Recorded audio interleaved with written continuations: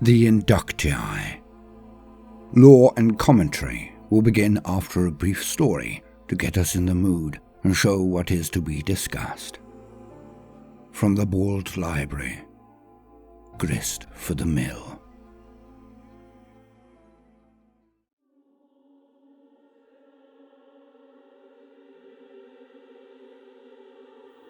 I never thought I would get this chance. But now, I am not so certain this is the chance I wanted. We stare up at the walls, the guns, the men in grey armour who stand silent and searching for our move. It is night, of course, but you would not believe it. The sky is burning with light, reds, oranges, whites, as Balder, plasma and even phosphex sails over our heads. The anti-aircraft fire weaves thick red streaks through the air, causing plumes of red and orange to erupt above us. I look down the lines in both directions. My men huddle under cover, shuddering with a mixture of adrenaline and tension. Pure anticipation. For this will be our first true engagement. Oh, we've fought before, but that was clearing out semi-abandoned locations with only skeletal defenses. This is the one. This is the target. This is our time. We know we are not considered true warriors yet, despite the hours of training, the surgery, the mental conditioning. So many of us died on the slab under the knife. So many more went insane at the psycho-indoctrination, the speed at which images rushed through our minds, like a tidal wave that smashed all that was, all we were, and left the dregs of experience from someone else behind it. I know things I have never experienced, never been taught. Sitting in that chair, it was torture. But it gave us the skills to do this. We knew that all of the processes had been sped up. We gained the bare minimum to be effective. But what choice do we have? All of us. The traitors are still here. They who turned their backs on their lord, the emperor. They who turned their backs on their very own race. We need to chase them down and wipe them out. All of them. Fine words defining worthy and righteous intent. But now, when I look up at the fortifications, they are just words. Strange. I do not know fear, but I can understand what is about to happen. My men do not. So many of them are dull of mind now, after the process. But still, they are eager. For we wear the war plate of the Astartes. We have their organs, their power, their strength, their speed. Yet the others subordinate to me do not really understand. We do not have their experience, their skill. My men think we will storm the breach and tear the vile traitors to pieces. And they are right to think so. For have I not myself stated this? It was what they needed to hear, to make them charge these walls, to climb these defenses. Filled with the power of the enhanced Space Marine, they feel unbeatable. But those defenders are also Astartes, also Marines, but they have had the tutelage of 100 battles, 1,000 engagements besides. Those are veterans in there. No more time, no more thought. Now is the time for action. I see the glyphs appear on my heads up. I stand and raise my arm over my head. From either side, my men all look to me. A full 100 Astartes. I see the chevron appear, and the whistle goes off in my comms. I bring my arm down to point at the walls, and I draw my sword and raise it high. My men all rise, and then I drop the sword and bellow the one word. Charge! And we are off.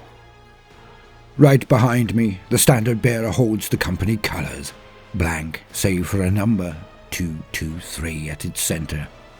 When we have won glory, it will be reflected in our banners. Or so I was told. I did not have the heart to tell my men what I noticed about them. The latter two numbers are stitched. The first number is painted on. They added that one to differentiate us. I wonder how many times this blank banner has been carried into battle. Why it remained blank. No time. No thinking now. I run. We make it all the way to the walls before they truly open up on us. My men think that they are inept. I can see that this is to cause the maximum effect. And damn them.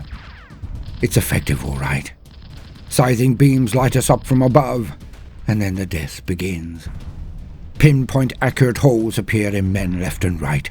The headshot that explodes lenses, and these men with a hole in their front, an explosion of helmet, brain and skull erupting from them as they fall. Huge flowers of red and orange appear amongst the men, melting some, cooking others inside their powered armor. Even in this, the greatest protection known to mankind outside of tactical dreadnought armor, the foe have weaponry that slays us as if we were wearing cotton. I take action. We cannot stand here. I command for the melter bombs to be used. Sergeants push forward and place them at key positions, those who are alive at this point. They're snipers. They have taken 1 in 3 of my officers already. The banner behind me has been picked up 3 times now. Each time its bearer shot out as he rose, collecting it from the mud. I do not even turn to try. I care nothing for that rag. I care for my men. Our bombs go off, and we have a few ingress points now. I bellow more simple orders over the Vox. Not that I really need to. The men are desperate to get inside and get to grips with the defenders. The push costs us dearly. The enemy sees us cluster at the entry points and use this to gain additional carnage from their weapons. If I order the men to spread, even more will die, or their morale will break. We have to eat the pain.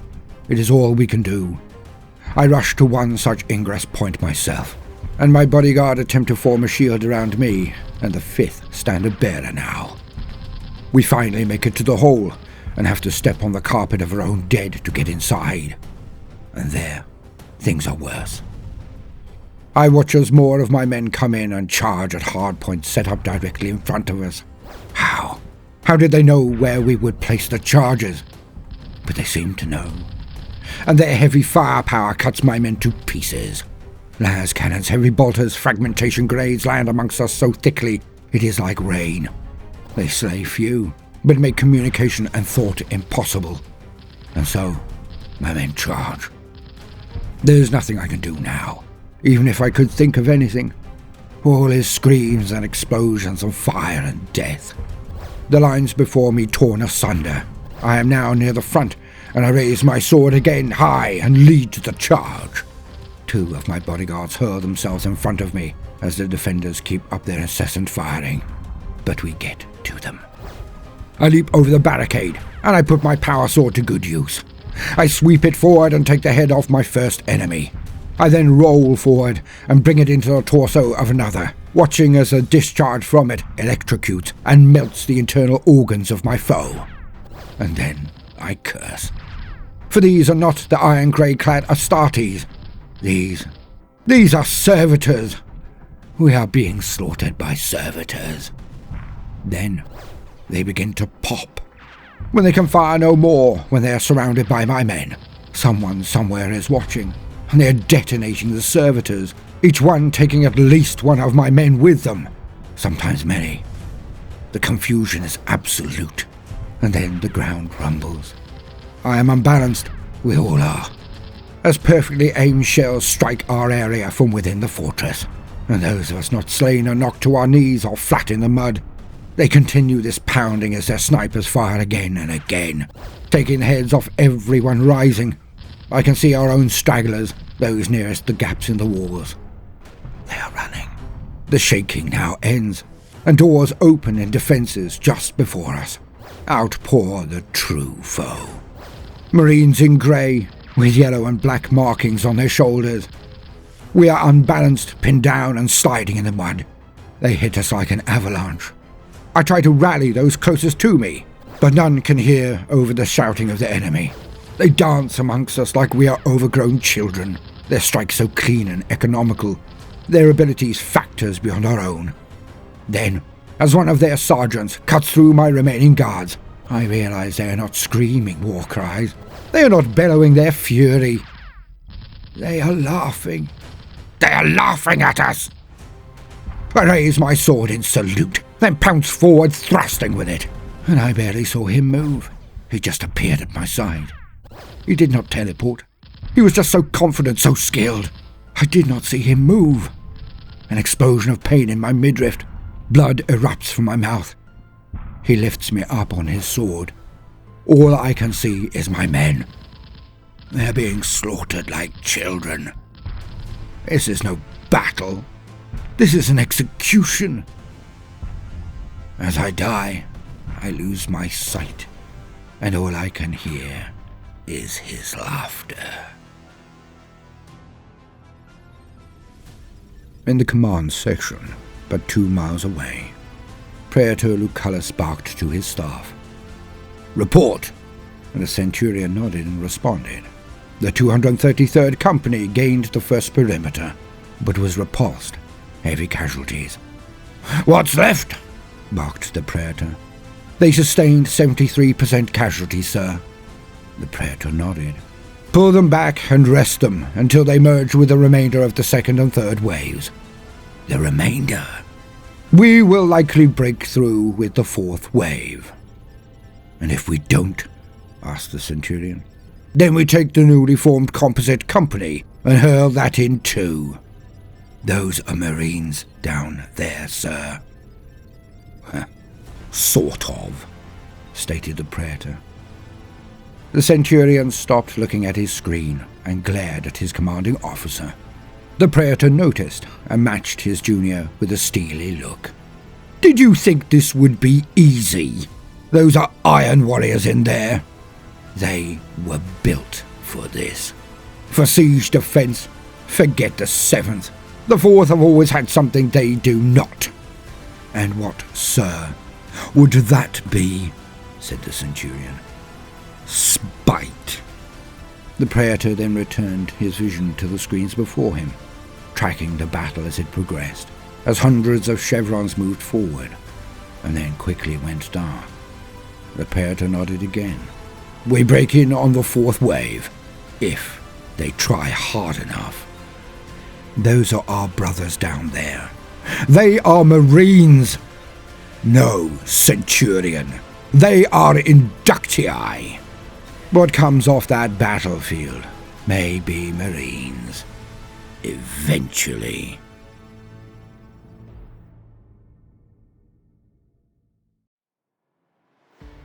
Welcome, gentle listener. I am Baldermort, your faithful servant, and I wish to introduce you to the forces, factions, and formations of the 30K universe and the Horus Heresy, where the era of knowledge and enlightenment has ended and the age of darkness has begun. And today, we shall be taking a look at one of the darker practices given birth by the desperation of the Horus Heresy. Now, many would believe that the need for fraught and questionable activity was wholly within the camp of the loyalists, as they fought against the never-ending armies of the War Master, and there are indeed very good reasons for this to be believed to be the case. For the War Master, Horus Lupercal, was gifted an unimaginably strong position. He was able to work even in direct daylight, to weaken and scatter his enemies while they all remained blissfully unaware of their true predicament. For the War Master of the Imperium, the very right hand of the Emperor and his first found and most cherished son, had turned to evil. Seduced by the dark whispers and miracles of the Chaos Gods, he was blissfully unaware of how far he would fall, and how quickly he would go about it. And he would bring half of his brothers and all of their hundreds of thousands of Marine sons with him. And so, Horus changed requisition and supply, giving his own warriors the best of equipment, the most choice of ordnance and hardware, all the while starving his loyalist brothers of new equipment. He was ready and moving behind the scenes long before the loyalists knew anything was afoot, and he culled them mightily. In a cursory look only, for the loyalist legions the position was pathetic. The Ultramarines were the largest legion, but would be locked off from the rest of the Imperium by the ruin storm. Negated. The Blood Angels, a mighty sanguinius, were sent to a clear trap, Horus expecting them to either be annihilated or turned to chaos. The Dark Angels were sent as far to the east as was possible, on a quest that was all so believable at the time of its receipt. They too would largely languish behind the veil of the ruin storm, and be unable to interfere. The White Scars were ever seen as outsiders, and even Horus could not fathom which side they would choose in the end. So they were largely left alone at the start, Horus hoping, perhaps, that the Khan would move to his side when he saw the scale of the endeavour. And then there were the three: the Iron Hands, Salamanders, and the Raven Guard. All three were brought to the Istvan system and lured into a trap, one that wiped out the greater majority of the fighting strength of the legions and took the head of Ferrus Manus and the capture of Vulcan, the Primarchs of the Iron Hands and Salamanders respectively.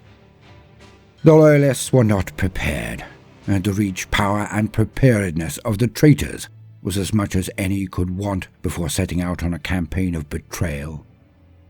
Hence it is that many believe that the traitor Marines were able to simply walk their way to terror, smashing aside Loyalists as if they were petty and mean.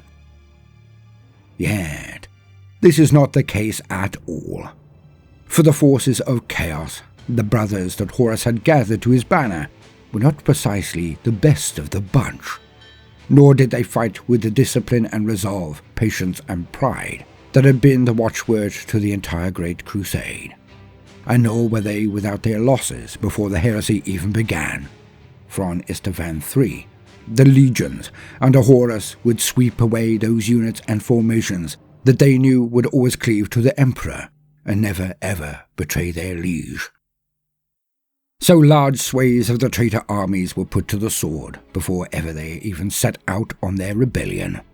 And the Loyalists, despite being outnumbered and largely without the leadership of as many titanic Primarchs in their ranks, still, they fought like men possessed. The bloodshed on both sides was eye-watering, and the need for replacement Marines was as large a factor to the traitors as it was to the beleaguered Loyalists. The Mechanicum were tearing themselves apart in civil wars often rooted in the bitter history of the Great Crusade, where forged worlds independent for millennia were forcibly brought back into the control of the priesthood of Mars. Knights and Titans fought on both sides. And what is as forgotten is that the traitors were mostly military and mostly in the comet of the War Master. Hence, when he turned, many of the garrison's regional officers and governors outside of his direct control remained staunch allies of the Emperor, and they sent every last man, bullet or tank they could to reinforce the Loyalists wherever possible. Horus, despite his starting position, would be outnumbered badly if he did not win swiftly. So, to a lesser extent, the forces of Horus were barging their way to Holy Terror in a single roll of the dice. Could they kill the Emperor before they lost the war of attrition?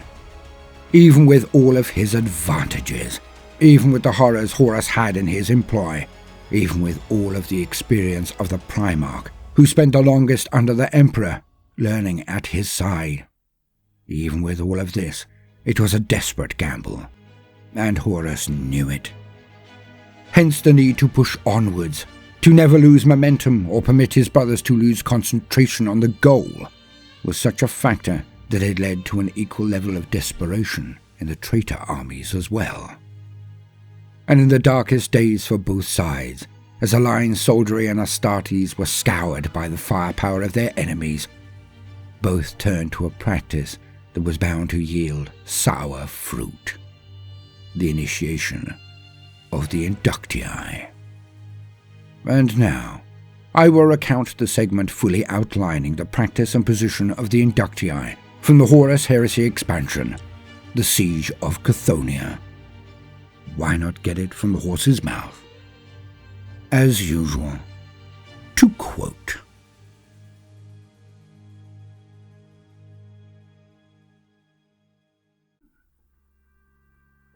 Blood is the sole constant of war. The stage and props matter not, be it sharpened sticks or cannon that can rend atoms asunder, be it the soils of terror or the verdant earth of far-flung worlds. Blood will flow in rivers. Voracious is the appetite of war, and it consumes its fill before arms can be laid down. The Legiones Inductii.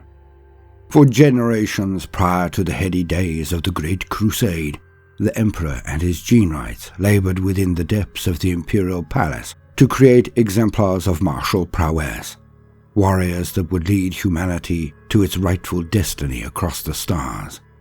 From such toils were born genetic masterpieces, the Thunder Warriors, superhumans that would ultimately prove genetically unstable, fated to fall in battle atop Mount Ararat during the final days of unification before the ravages of their bodies consumed them.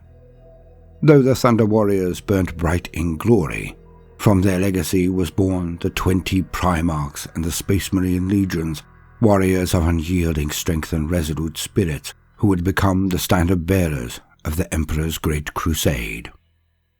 Each legionary was fashioned from the base clay of mortal fragility into a superhuman warrior of such majesty that few others could match. Threefold was the endeavour to transform an aspirant into a legionary, requiring a lengthy process of surgical augmentation, genetic manipulation, and psych conditioning. The development of such an intricate labour requires minds of peerless intellect, and by their expertise was fashioned a several years-long process that balanced the risk of aspirant tissue degradation, organ rejection, and candidate fatalities against the personal demands of unceasing war. Training and implementation were folded together, the mind and body transformed concurrently, so that at the conclusion of a process, a true legionary had been forged, one ready and eager to conquer. Never had the limits of this process been tested as it was during the Horus Heresy. For though grueling conflicts had been fought across the galaxy, rare was it during the Great Crusade that the operational capacity of a legion was threatened by casualties, and rarer still were such losses recorded upon the field of battle. The most infamous of such conflicts, the Third Rangdan Genocide, claimed the lives of tens of thousands of legionaries and eradicated the numerical superiority of the Dark Angel's Legion relative to other legions, yet did little to hamper its ability to prosecute war. All were but trifles compared to the war unleashed by the War Master. For in his hubristic quest to tear the crown from his father's brow, Horus ignited a conflict unlike any the Imperium had faced. Brother fought brother, sister fought sister, and every aspect of the Imperium was riven by mistrust and betrayal. The Legiones Astartes at the forefront of war. In just a few years, the War Master and his treacherous servants achieved what 2 centuries of unceasing war against the Xenos and malcontent had failed to do: shattered the Imperium and brutalized the legions. The carnage at Istvan, where 3 legions were pushed unto the precipice of extinction, and the traitors' ranks were purged of any believed to harbour the faintest sentiment of loyalty to the Emperor, was but a prelude of the slaughter to come. Legionaries fell in their droves, yet the War Master brooked no delay in his march, leading casualties to outstrip new recruits. In the face of destruction, each legion was confronted with a dilemma: remain dedicated to existing standards of induction and risk sacrifice upon the altar of war, or turn to newer methods to replenish numbers, no matter the cost. The Shunned.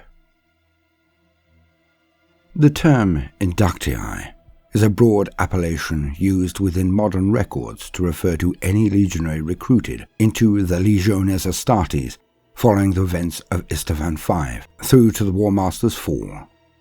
Its etymological origin lies within records taken from the world of Bot, one of a number of 5 planets sworn to the World Eater's Legion, that churned out blood-crazed monsters clad in the flesh of a space marine, each one a nightmarish mockery of the ideals of the Legiones Astartes. These creatures were labelled Inductii by their creators, a term that disseminated amongst the traitor legions to refer to all new legionaries recruited into a legion, often as a byword for shame, spoken with disdain for those they believed were inferior stock. Traitor Inductii were often distinguished by other signs too. Amongst the Emperor's children, Inductii were forbidden to wear the Palatine Aquila, whilst amongst the sons of Horus, a handful of veterans decried the use of Chthonian symbols by those not from Chthoniya, an offence worthy of harsh punishment. Conversely, the term Inductii is largely absent from the records of loyalist legions, yet many feature specific nomenclature that serve to isolate, intentionally or otherwise, newly recruited legionaries from their more veteran brothers. The terms used were myriad and personal to the legion in question, often differing between elements of a legion across the galaxy. Imperial fists based upon Terra are noted as referring to new recruits as sentries or neophytes, whilst amongst the ranks garrisoned on Inwit or present in other strike forces, recruits or initiates were common parlance. Other legions are noted for expressing more outward disdain for their Inductii. One stark example is the recorded words of Leman Russ, with the Wolf King known to have stated to an assembly of his wolf lords, "Trust not the pups whose claws have yet to be blooded, bearing claws that have never rent flesh, and teeth not yet sharpened upon the hide of a foe." Discerning the catalysts of such sentiments towards Inductii proves difficult.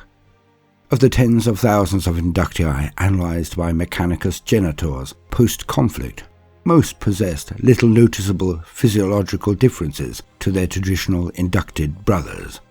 Therefore, analysis must turn towards the cultural issues that arose with the influx of new recruits, many harvested from worlds distant to traditional legion recruitment grounds.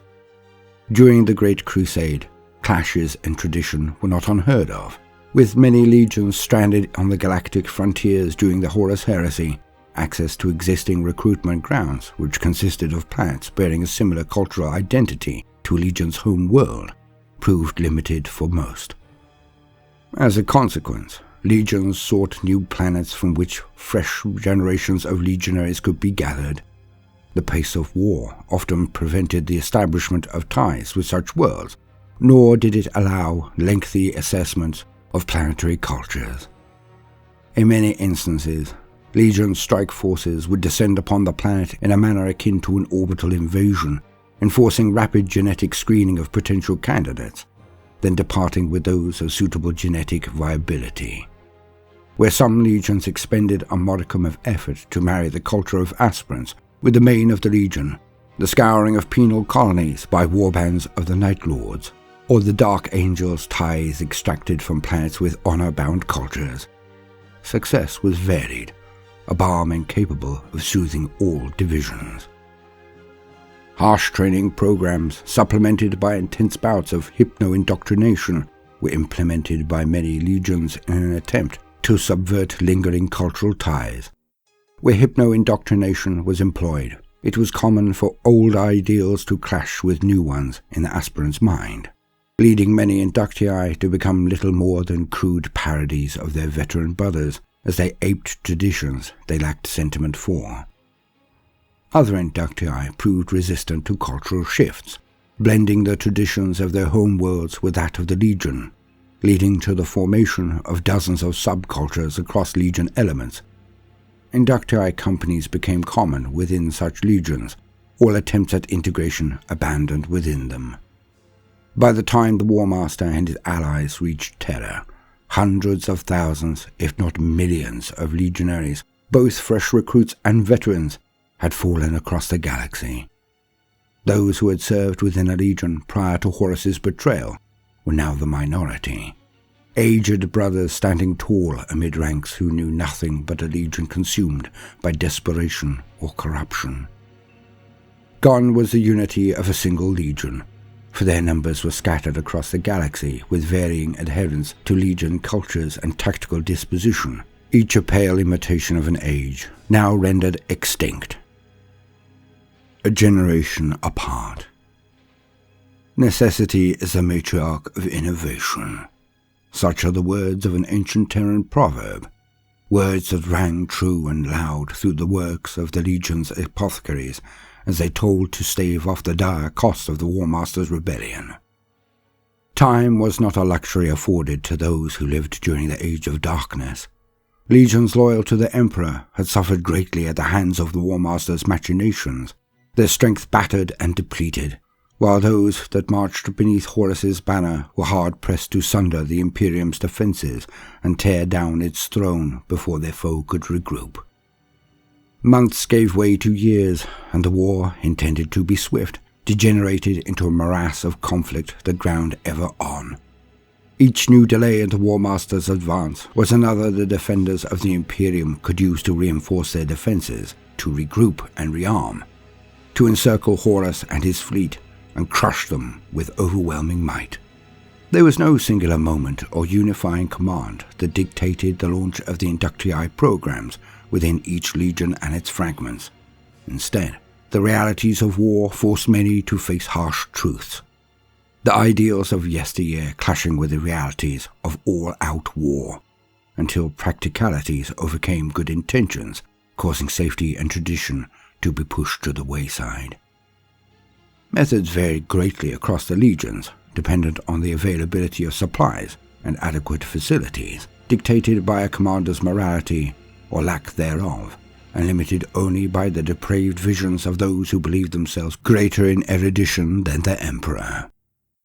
Never shall every deviation be known, for much has been lost in time, and what remains is fragmented, drawn from the extracted testimonies of hated traitors and complete data retrieved from decaying Medicaid facilities across the galaxy, and self-written records of loyal legions, likely purified of any sins committed. Broadly, the efforts of the various legions' induction processes can be categorized into two practices: the abridgment of training and the modification of implantation methods. Of the two, it was the former that proved easiest, yet also recouped the least time. Training amongst earlier inductii in most instances appeared similar in nature to that employed prior to the War Master's betrayal, consisting of live-fire exercises in concert with tactical theory and aspirant trials. Many of the early actions of the Horus Heresy became ideal proving grounds for new legionaries, for they were brutal affairs which forged survivors of great mettle. Nevertheless, safe training facilities were difficult to acquire as the war escalated, save perhaps within many stable regions such as Ultramar or the War Master's Dark Empire, and so more rapid methods were deployed. Chief amongst these was the employment of hypno-indoctrination, utilized in varying amounts by nearly every legion during the Horus Heresy, a psycho-encoded process involving the rapid injection of knowledge within the psyche of the subject.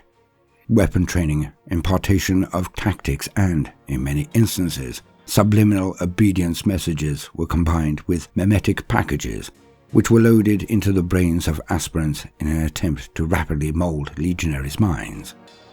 The extent of hypno-indoctrination varied greatly, as did the level of training it granted. Differentiated by the needs of individual strike forces, inductii of the Imperial Fists on Terra were imparted with defense siege tactics, vital for their role in the defense of the Imperial Palace during the final days of the conflict, while 7th Legion inductii on Chthoniya bore the hallmarks of greater reliance on obedience packages, no doubt intended to curtail any lingering loyalties to the Sons of Horus.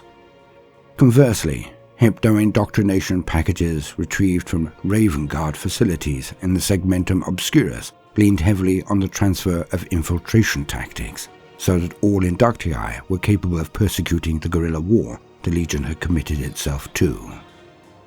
The practice of hypno-indoctrination was not novel. Pre-unification civilizations on Terra are recorded to have utilized the technique in the creation of vassal legions, and limited uses of the process were found within the ranks of the Imperial Administration and Remembrancer Order, Testing among the ranks of the Legiones Astartes was conducted during the conquest of the Sol system, yet proved inferior to hands-on training, with aspirants exposed to the processes showing stunted tactical acumen and command readiness compared to other legionaries. Expediency outweighed efficacy during the Horus Heresy, leading many Inductii programs to become increasingly reliant upon the process as the war drew closer to conclusion. Necrocortical analysis of legionaries who failed during the Siege of Terra reveal many Space Marines, loyalist and traitor both, bore telltale signs of minor or severe neural degradation, a recurrent side effect of hypno-indoctrination exposure.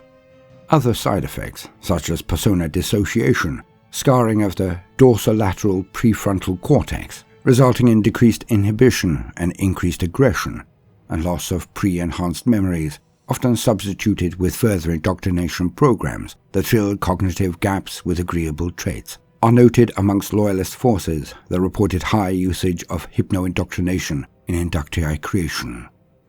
Conversely, some Legion elements forewent dedicated training entirely, choosing instead to utilize poorly equipped and ill-trained Inductii as chaff to shield veteran brothers. Those that survived were afforded greater respect and rights of salvage from fallen legionaries. Those that fell were deemed too weak to survive in a galaxy ravaged by conflict. This practice was common amongst the ranks of the World Eaters, as well as several Blood Angel strike forces upon the galactic fringes and elements of the Emperor's Children terrorizing the northern reaches of the galaxy. Casualties amongst such forces exceeded nearly all other recorded losses for individual strike forces, yet many stand prominent in records of infamy, for those warriors that survived were transformed into slaughterers with few equals. Flash indoctrination.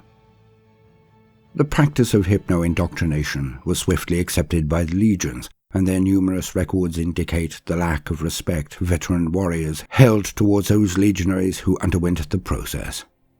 It was accepted as a relatively benign method of expediting recruitment. A deviation of this process was flash indoctrination, a knowledge assimilation process that relied upon the direct impartation of memories harvested from the brains of the recently deceased.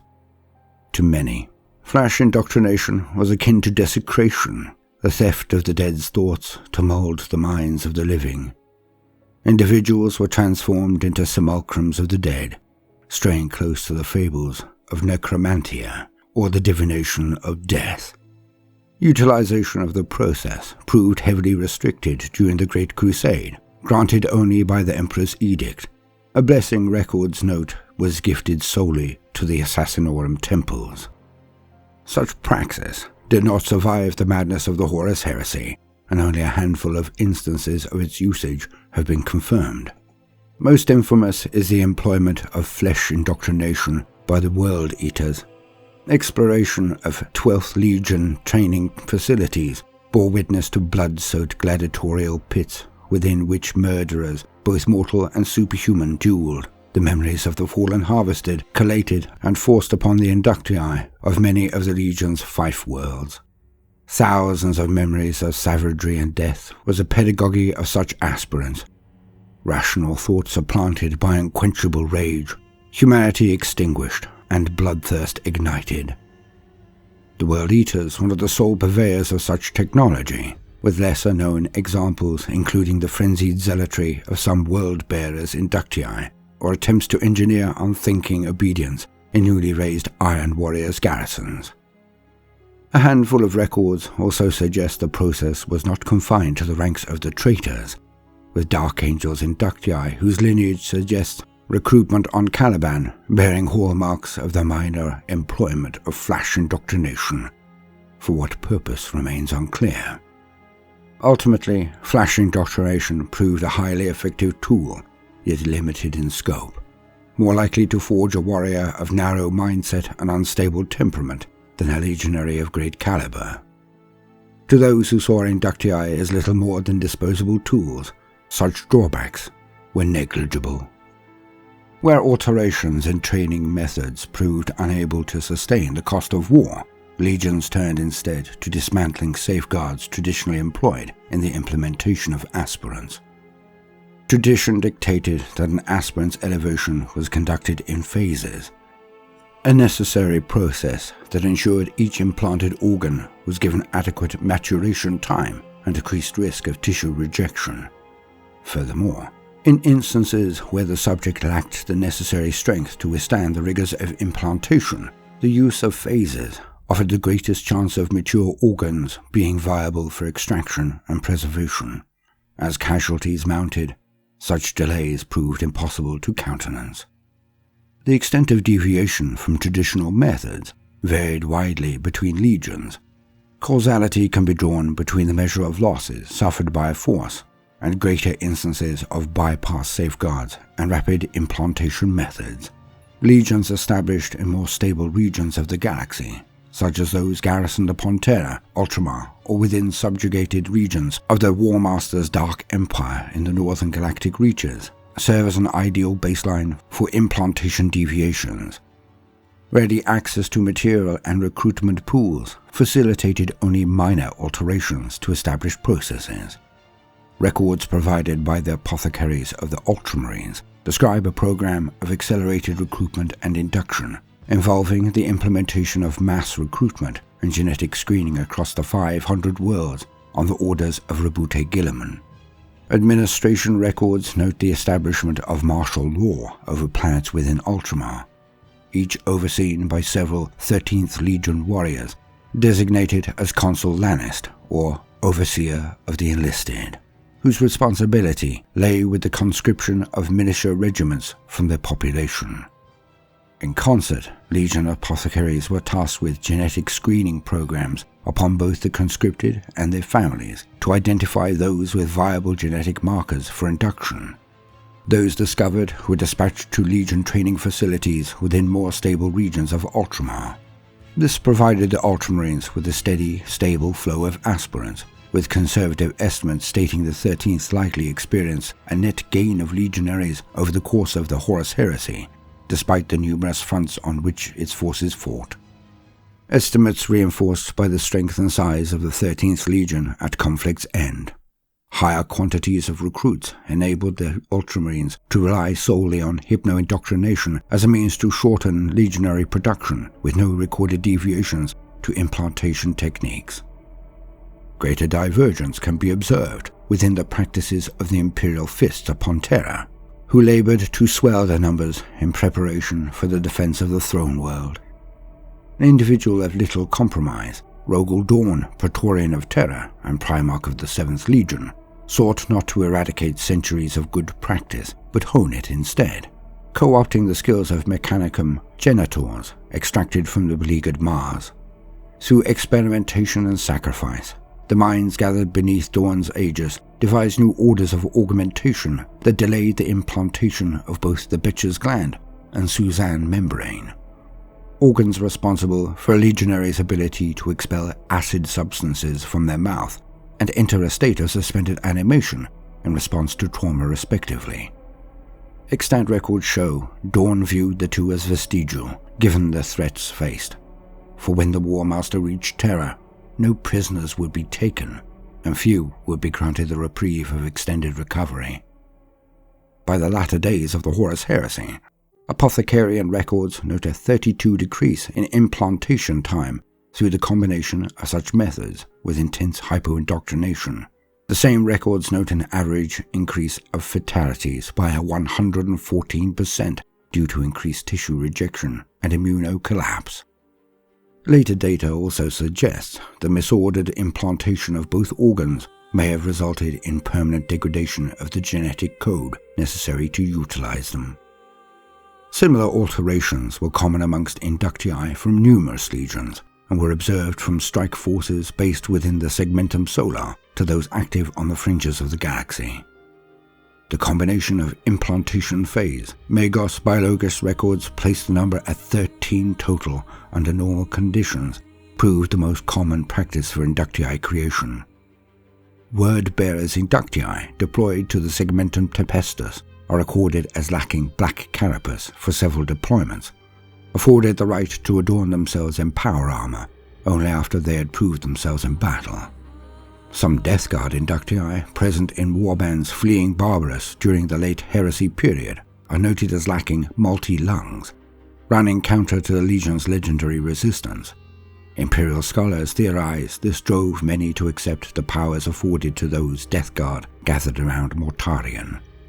Iron Hands inductii raised on Medusa and within the Shattered Legions almost universally bore some artificial substitute to Legiones Astartes organs. Each was a mechanical augmetic, less refined than the organics they replaced, but comparatively simple to manufacture, a practice motivated by a shortage of progenoid glands following losses at Istvan V. Forsaken knowledge. So much as being recounted in this record speaks only of inductii forged from the mould of those legionaries that had come before, marred only by blemishes of mind or form. To the undiscerning, these warriors were Legiones Astartes in all respects, warriors that, in a better age, would have carried the Emperor's light to the furthest corners of the galaxy. Come the Horus Heresy, there were those who turned to darker powers in their quest for dominance, walking upon forsaken paths open to those possessed of unfettered ambition. Be it motivated by desperation or hubris, driven by loyalty to the Imperium or a desire to conquer all before them, there were those that toiled, by wilful intent or otherwise, to create inductii bearing only the slimmest resemblance to the Emperor's creations. Secrecy was the veil under which such works were completed, and thus no record exists that details the totality of horrors paraded as legionaries that were unleashed upon the galaxy. Much of what is held within this record stands as more half-truth and allegory than objective fact. Such tales speak not of the berserkers forged by the world-eaters upon Bod and other worlds, nor the factories of the Iron Warriors into which billions were walked like chattel. Most not aspirants, but vats in which an archive of Space Marine organs were matured, but of darker things more reminiscent of the terrors of old night. Of what is known beyond doubt is those inductii born of a fusion between legionary and warp entity, forged from the dark pacts made by the War Master and his allies.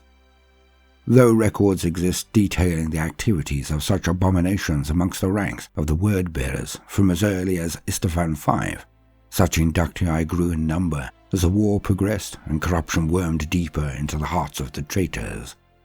What little study of such creatures that is held within imperial archives speaks of stunted augmentation catalyzed by etheric power, the malformed remains of poorly crafted legionaries transformed into unique monstrosity, shaped and molded by the entity bound to an aspirant's soul. Names such as Lupercali and Gal Mordek, a title similar in bearing to Gal Vorbak, yet borne by inductii viewed as lesser creatures, rang strong across the battlefields of terror, ordained by many as blessed sacrifices with which the Emperor would be toppled. To those who faced them, and to some of those who marched beside them, such abominations were forever damned. Logs extracted from the Night Lord's vessel, Sins in Penumbra, name such inductii Skiadar, or devoured by shadow, in the Nostramo tongue, for they were not brothers, but malformed tools of fear to be unleashed then discarded. Common, too, is the knowledge that the Third Legion indulged heavily in the surgical modification of their forms in misguided attempts to achieve a notion of perfection. Extant records frequently refer to Fabius, who logs from the 28th Expeditionary Fleet list as chief apothecarian of the Emperor's children, as architect of the Third Legion's transformation. The works of Fabius and his disciples, a cadre of apothecary recruits from across the legions, are myriad, and include the implantation of xeno-organs to enhance legionaries' abilities and the creation of the cacophony. Upon inductii, Fabius's work was starker. To him, Legiones Astartes' flesh was a canvas upon which he projected his most twisted dreams. Named the Terrata in some records, the attributes of these inductii vary greatly, with confirmed accounts of legionaries bearing chem implants that swelled their form and strength to grotesque proportions, warriors with limbs replaced with sinuous appendages or monstrous chela, or the transplantation of chitinous carapace in place of skin. The Emperor's children were not alone in their twisting of form. On Talon, reports speak of iron warriors Inductii wired into the workings of vehicles, living entities slave to the mechanisms of machines, while records from the Scouring report 4th Legion garrisons possessing only base sentience, impelled only to stand guard and lay waste to invaders. Within the segmentum obscurus, Mordrim Lansahai plied his trade upon friend and foe alike. Post-action records of the massacre of Sed 4 provide scattered images of chimeric legiones Astartes, akin in appearance to the grotesques of ancient Terran myth. Elements of the Word-bearers, absent from the Siege of Terra, are reported to have marched to battle with Inductii, whose lungs and vocal cords were replaced with vox equipment, devoid of any voice, save broadcast of the word of Lorgar. Similar examples, many unverified save for singular accounts, present dozens of modifications, the Inductii subject to the whims of their commander as the traitor legions fragmented. Those legions that remain true to the Emperor are not spared for indictment by such tales. Desperation ran rife amongst many during the early years of the Horus Heresy, for the galaxy was plunged under the veil of the ruin storm, and those denied the War Master's succor were subjected to the storm's wrath, cast adrift and bereft of aid. Those legions that had fought at Istvan V were broken, and little but the promise of vengeance sustained them. Wounded and battered, but not destroyed, they sought alternative means to replenish their strength and to raise a generation of legionaries possessed of such might that they would have their revenge upon the War Master. Tales of aspirants of the Iron Hands Inductii, bound to automata exoskeletons, are common amongst the few survivors of cultures, warriors gifted the strength and resilience of a space marine, yet doomed to wither by the radiation such artifice pumped through their systems. Other stories tell of abominations marching in step with the Raven Guard and Space Wolves on far-flung battlefields, legionaries bearing mutations in the colours of the 19th Legion at Yallant and beyond, and of legionaries of the 6th Legion with the visage of wolves, wielding claws and fangs that rend armour and flesh asunder with equal ease. Whether such tales are the product of Inductii practices that stray close to darkness, or simply tales drawn from fevered minds, may never be known. If such creatures did indeed live, they were purged before light could be shined upon them, confined to ignominy, once their purpose had been fulfilled. Yet it was in the bastion of the 4th Legion that I was most disquieted. Though I had seen oceans thick with blood, witnessed nature defied by creatures from beyond reality, it was in such forgotten redoubts that I was shaken. On the fringes of civilization, we tore down a string of fortresses, and on each occasion we were met not with attempts at discourse or taunts so readily offered by others of such traitorous ilk, but with voiceless ranks of warriors bedecked in silver, motionless unless in battle, ruthless in their slaughter. Only when a fortress was captured did we catch glimpses of the truth, of boot prints impressed into metal from years of station, of armor unprotected and scarred by the passage of time, of picked captures displaying unmoving warriors given life only by trespassers, returned to slumber by their destruction. Each garrison was akin to automata, rousing only for battle, then returning to their position once more, with gaps left in ranks where the fallen had once stood. Wardens they were, but lacking a desire to preserve, possessed seemingly of only two passionless desires: to stand until threatened, then fight until they could stand no more. As a child I dreamt of the Emperor's Astartes, of ascending to the stars as one of his angels. Years of bitter war has swept away such notions, yet a shard of idealism must have lingered, for the creatures Perturabo Suns had wrought unleashed darkness upon my soul.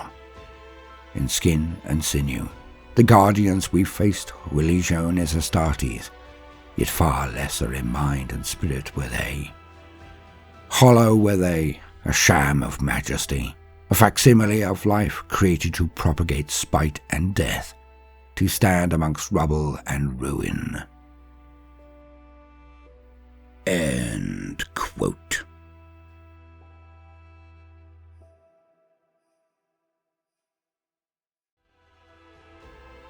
I have been Baldermort, your faithful servant. If you have enjoyed this video, then please do consider liking and subscribing, and if you do, try hitting the notifications button, as I would not want you to miss out. And if you do enjoy these stories and wish them to continue, then do please consider supporting us on Patreon, links in the description. Now, no matter what you do today, do try to make some time for fun. Toodaloo.